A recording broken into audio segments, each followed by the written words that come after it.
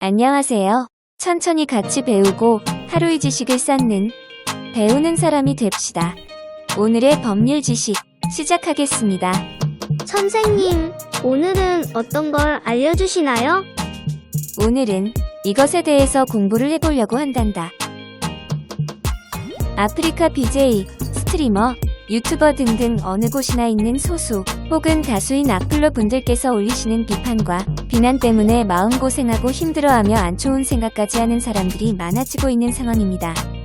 악플러 분들도 내 팬이다 라고 생각하시면서 계속 좋게 말하고 이끌어가려고 하시는 분들도 계시고, 댓글을 신경 안 쓰시고 계속 운영하시는 분도 계시고, 사람마다 스타일이 있는 것처럼 운영하시는 분들마다 대처 방법이 다르지만 저는 그렇게 생각합니다.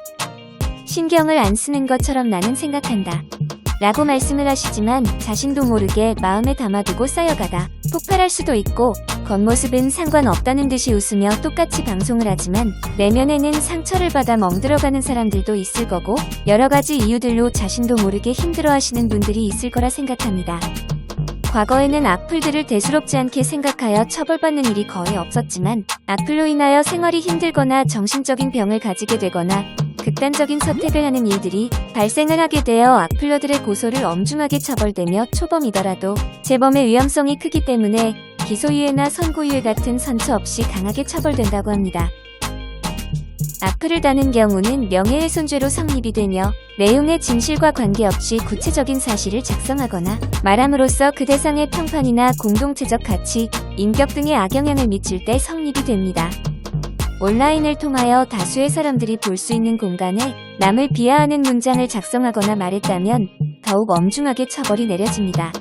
그런데 다른 사람이 들을 수 없는 위치에서 둘만이 대화를 주고받는 것으로는 명예훼손죄가 성립하지 않습니다. 그렇기 때문에 소셜 네트워크와 같은 공간에서 악의적인 댓글을 불특정 다수의 사람들이 볼 수 있도록 작성하였다면 악플 고발을 통하여 죗값을 받게 될 수 있습니다. 네이버 지식백과 사전에서의 명예훼손이란 명예훼손의 피해자, 피해자의 법정 대리인이나 고소권을 가진 수사기관이 폭행으로 피해를 본 사실을 신고하여 심판을 신청하는 양식이다. 고소는 수사를 촉구하는 행위로 기소하는 의미가 다르며, 양식이나 구술로 검사 또는 경찰관 혹은 대리인을 통해서 가능하다. 피고소인의 인적사항과 연락처를 정확히 알 수 없는 경우 피고소인의 성별, 외모의 특징, 인상착의 등을 구체적으로 기재해야 한다. 피해 사실은 일시, 장소, 내용, 결과 등을 구체적으로 기재해야 한다. 작성 팁으로는 첫 번째, 고소장 제출일을 기재해야 하며, 고소인란에는 고소인이 직접 자필로 서명해야 한다. 두 번째, 피고소인의 인적사항과 연락처를 정확히 알 수 없는 경우 피고소인의 성별, 외모의 특징, 인상착의 등을 구체적으로 기재해야 한다. 세 번째, 피해 사실은 일시, 장소, 내용, 결과 등을 구체적으로 기재해야 한다. 네 번째, 고소 이후에는 피고소인의 범행 경위 및 정황, 고소를 하게 된 동기와 사유 등 범죄 사실을 뒷받침하는 내용을 간략, 명료하게 기재한다. 다섯 번째, 제출할 증거의 세부 내역은 별지를 작성하여 첨부한다. 이렇게 작성을 해주셔야 합니다. 악플의 내용이 사실인지 혹은 거짓인지에 따라 형량이 달라질 수도 있습니다. 첫 번째, 보통의 명예훼손일 경우 500만원 이하의 벌금 또는 2년 이하의 징역, 거짓일 경우에는 1000만원 이하의 벌금 또는 5년 이하의 강제노역 복무나 10년 이하의 자격정지에 처하게 됩니다.